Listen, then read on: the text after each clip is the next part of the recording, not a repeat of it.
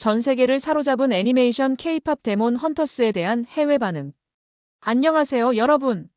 오늘은 정말 특별한 주제를 가지고 왔습니다. 바로 K-팝 디먼 헌터즈, 우리말로 데몬 헌터스에 대한 이야기인데요. 전 세계가 왜 이 애니메이션에 열광하고 있을까요? 스포츠 경기장에서, 음악 차트에서, 소셜 미디어에서 하나의 작품이 이 모든 영역을 동시에 흔들고 있습니다. 이건 정말 흔치 않은 일이에요. 오늘은 제작 비하인드 스토리가 아니라 전 세계 팬들의 열광적인 반응만 집중적으로 분석해 보겠습니다. 도대체 왜 이렇게까지 사랑받는 걸까요? 그 비밀을 지금부터 함께 파헤쳐 보겠습니다. 일부 스포츠계의 소다팝 열풍. 먼저 스포츠계에서 일어난 놀라운 현상부터 살펴보겠습니다. 스포츠는 정말 밈이 퍼지기에 가장 좋은 무대예요. 선수 하나의 작은 동작이 전 세계로 순식간에 퍼지고 사람들은 너도 나도 따라하죠. 데몬 헌터스는 이 공식을 정확히 활용했습니다. 테니스 코트에서 시작됐어요. 한 선수가 득점 후 소다팝 안무의 일부분을 따라했는데 이게 카메라에 잡혔거든요. 그 영상이 SNS에 올라가자마자 폭발적인 반응이 나왔습니다. 그 다음엔 농구였어요. NBA 선수들이 프리드로우 전에 소다팝 안무를 선보이기 시작했고 관중들은 환호했습니다. 축구에서도 마찬가지였어요. 골 세레모니로 소다팝 안무가 등장하자 전 세계 축구 팬들이 열광했죠. 언론들도 앞다투어 보도하기 시작했습니다. 스포츠계를 사로잡은 K-팝 애니메이션, 경기장을 춤추게 만든 소다팝 같은 헤드라인들이 쏟아졌어요. 특히 흥미로운 건 확산 패턴이었습니다. 아이들이 먼저 반응했어요. 경기장에서 선수들의 안무를 보고 집에 가서 부모들에게 보여준 거죠. 부모 세대도 자연스럽게 알게 되면서 이 작품은 가족 단위로 확산되기 시작했습니다. 이건 단순한 트렌드를 넘어선 문화적 현상이었어요. 스포츠라는 글로벌 언어를 통해 애니메이션 OST가 전 세계로 퍼져나간 거죠. 2부 음악 차트를 장악한 애니메이션 OST. 이제 음악적 성과를 살펴보겠습니다. 이건 정말 놀라운 이야기예요. 이것은 단순한 애니메이션 OST의 성공이 아니었습니다. 완전히 팝 시장의 한가운데로 들어간 거예요. 사운드 트랙이 각국 차트 상위권에 올랐을 뿐만 아니라 여러 곡이 동시에 차트에 진입했습니다. 빌보드 핫100에서 소더팝의 최고 8위까지 올랐고 영국 싱글 차트에서는 4위를 기록했어요. 특히 놀라운 건 이게 애니메이션 OST라는 점입니다. 보통 애니메이션 음악이 이렇게 메인스트림 차트에서 성공하기는 정말 어려워요. 스트리밍 수치도 경이로웠습니다.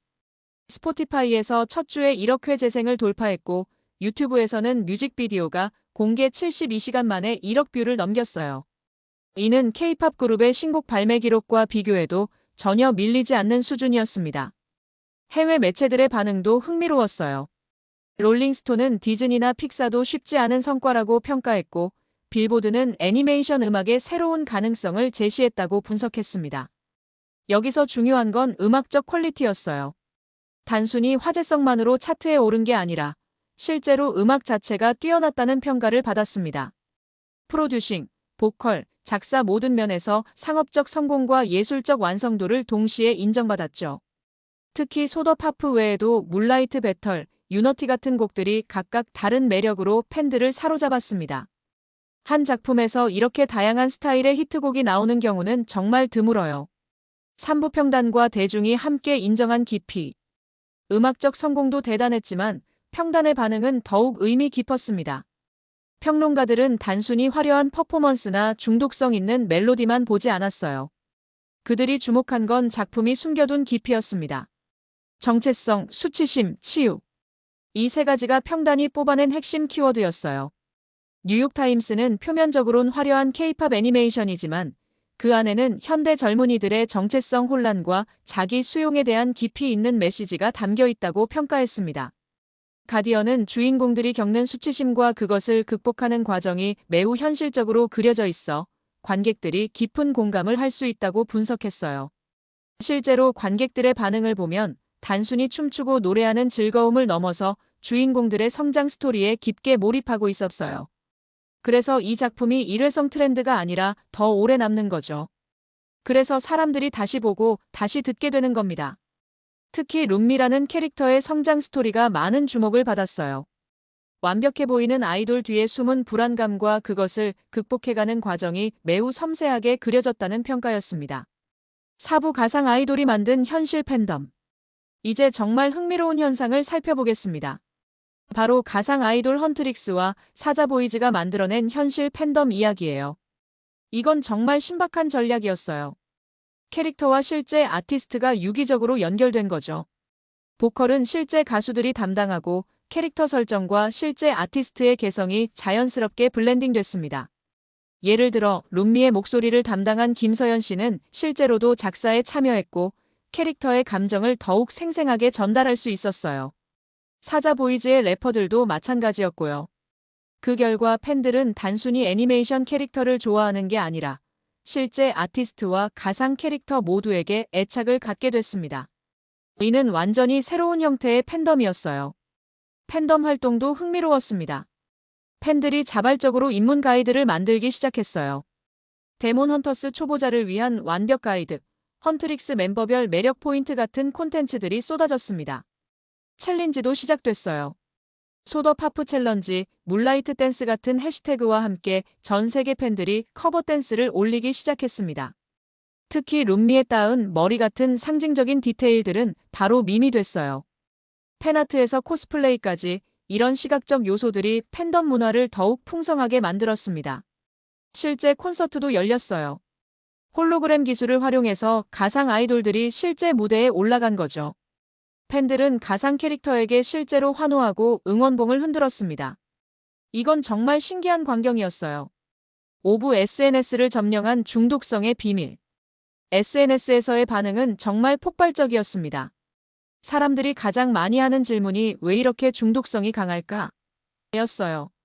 해답은 바로 음악의 구조에 있었습니다. 첫째, 간결한 후렴구예요. 소더 파프, 파프처럼 한 번 들으면 바로 따라 부를 수 있는 멜로디였죠. 복잡하지 않으면서도 강력한 임팩트를 주는 구조였어요. 둘째, 감정을 끌어올리는 브리지 부분이 정말 탁월했습니다.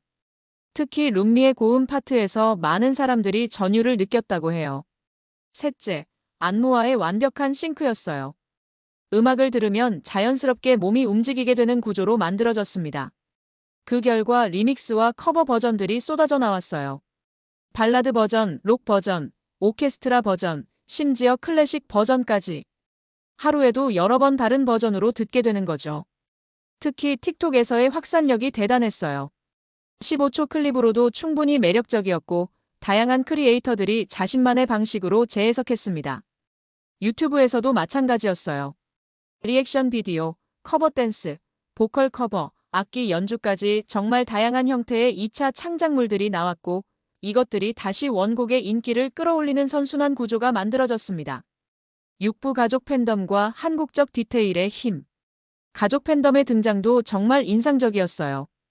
보통은 이런 식으로 시작되죠. 차 안에서 아이가 먼저 노래를 틉니다. 처음엔 부모들이 또 이상한 노래네 하면서 반응하지만 반복 재생에 점점 익숙해져요. 그러다가 어느 순간 부모도 흥얼거리게 됩니다. 집에서, 학교 앞에서, 운동장에서도 마찬가지예요. 세대가 함께 즐기는 문화가 된 거죠. 이런 접점이 작품을 더 넓게 퍼지게 만든 원동력이었습니다. 한국적 디테일도 큰 힘이 됐어요. 전통 미학에서 가져온 헤어스타일, 한복 무늬에서 영감을 받은 의상 디자인, 사운드에 자연스럽게 녹아든 한국 전통 악기들. 낯설지만 아름다웠어요. 해외 팬들은 이런 요소들을 설명하고 싶어 했고 자연스럽게 한국 문화에 대한 관심으로 이어졌습니다. 해설 영상들이 쏟아지고 조회수는 계속 올라갔죠. 이런 디테일들이 단순한 K-팝을 넘어서 한국 문화 전체에 대한 관심으로 확장되는 계기가 됐습니다. 팬덤이 더욱 깊어지고 넓어지는 원동력이었어요. 마무리 및 총정리. 이 현상은 산업의 흐름 자체도 바꿔놓았습니다. 스트리밍에서 시작해서 SNS 밈으로 번지고 OST로 정점을 찍은 다음 극장 재관람으로 이어지는 완전히 새로운 유통 플라이휠이 만들어졌어요. 싱어롱 상영이 열리고 굿즈와 각종 이벤트가 이어지는 이 모든 과정이 하나의 완벽한 사이클을 이뤘습니다. 업계에서는 이미 이 공식을 주목하고 있고 비슷한 사례들이 곧 등장할 것 같아요. 정리하자면 데몬 헌터스의 전 세계적 성공은 5가지 요소로 설명할 수 있습니다. 첫째, 스포츠와 대중문화의 교차점 활용. 둘째, 차트와 평단의 동시 검증. 셋째, 가상 아이돌의 현실 침투. 넷째, 가족 팬덤으로의 확장. 다섯째, 새로운 유통 공식의 탄생.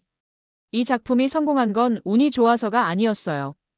치밀한 전략과 섬세한 디테일, 뛰어난 음악과 깊이 있는 서사, 그리고 문화와 산업이 완벽하게 맞물린 결과였습니다. 여러분은 어떤 반응이 가장 놀라우셨나요? 스포츠장에서의 소다팝 안무인가요? 차트에서의 기록인가요? 아니면 온 가족이 함께 부르는 모습일까요? 시청해주셔서 정말 고맙습니다. 영상이 도움이 되셨다면 구독과 좋아요 눌러주세요. 콘텐츠를 만드는데 큰 힘이 됩니다.